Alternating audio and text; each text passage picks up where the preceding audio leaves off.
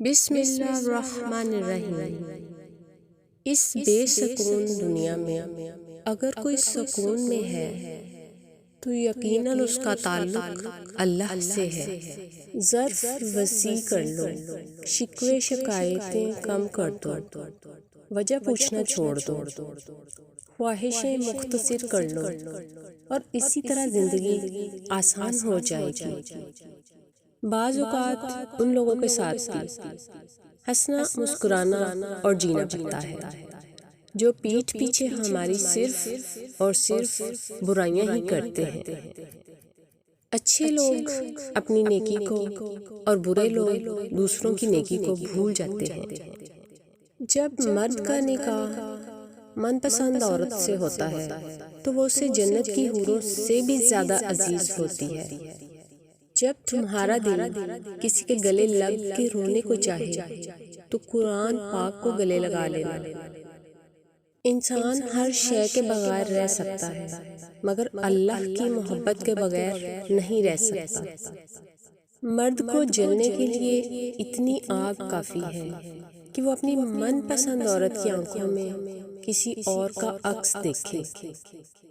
ہمارا تعلق ایسے منافق معاشرے سے ہے جہاں اختلاف رکھو تو بدتمیزی، سچ بولو تو بے ادبی، چپ رہو تو منافقت اور حقائق بتاؤ تو ناراضگی۔ اللہ تعالیٰ قرآن پاک میں فرماتا ہے، پھر وہ تمہاری من پسند چیز تم تک لائے گا مقررہ وقت پر اور تم حیران ہو جاؤ گے۔ کتنی دلکش بات ہے نا، سمندروں کے رب کو بندے کا ایک آنسو پسند ہے۔ تکلیف دینے کے بعد جتائی گئی محبت اور نظر انداز کرنے کے بعد دی گئی اہمیت کوئی معنی نہیں رکھتی۔ اکیلے بیٹھ کر خود سے سوال کریں کہ آپ کے مرنے کے بعد کتنے لوگوں کی زندگیوں پر فرق پڑے گا۔ جن لوگوں کو فرق پڑے گا ان کا خیال رکھیں، باقیوں کی فکر کرنا چھوڑ دیں۔ کتنے خوش نصیب ہوتے ہیں نا یہ بیٹے، تاعمر ماں باپ کے سائے میں گزار دیتے ہیں، اور بیٹیاں تو مرتے دم تک یہ نہیں جان پاتی کہ کون سا گھر ان کا اپنا ہے اور کون سا پرایا۔ میں نے دیکھا ہے جب وقت ہار جائے تو انسان کبھی نہ ختم ہونے والے روگ پال لیتا ہے، ایسے روگ جو نہ جینے کے قابل چھوڑتے ہیں اور نہ مرنے کے لائق۔ قبر اور قدر دونوں مرنے کے بعد ہی نصیب ہوتی ہیں۔ کبھی بھی تعلق میں دوسرے سے اپنے جیسا ہونے کی توقع نہ کرو، کیونکہ تم کسی کا سیدھا ہاتھ اپنے سیدھے ہاتھ میں پکڑ کر نہیں چل سکتے۔ حضرت علی سے کسی نے پوچھا، اگر کوئی اپنا ہمیں بھول جائے تو کیا کرے؟ حضرت علی علیہ السلام نے فرمایا، کوئی اپنا ہو تو کبھی نہیں ہوتا، اور جو بھول جائے وہ اپنا نہیں ہوتا۔ اگر کسی کو تکلیف دے کر بھی نیند اچھے سے آ جاتی ہے تو ضمیر کا جنازہ پڑھ لے، وہ وفات پا چکا ہے۔ ماں کی چائے نماز پر دعاؤں نے ہمیں ایسی چیزوں سے بچایا ہوا ہے جس کا سوائے اللہ کے اور کسی کو علم نہیں ہے۔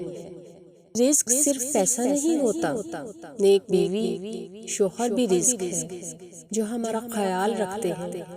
کائنات میں کوئی کسی کا اتنی شدت سے انتظار نہیں کرتا جتنا اللہ اپنے بندے کی توبہ کا کرتا ہے۔ اور پھر من پسند شخص کو کسی اور کے ساتھ دیکھنا بھی تو صبر کا افضل ترین درجہ ہے نا۔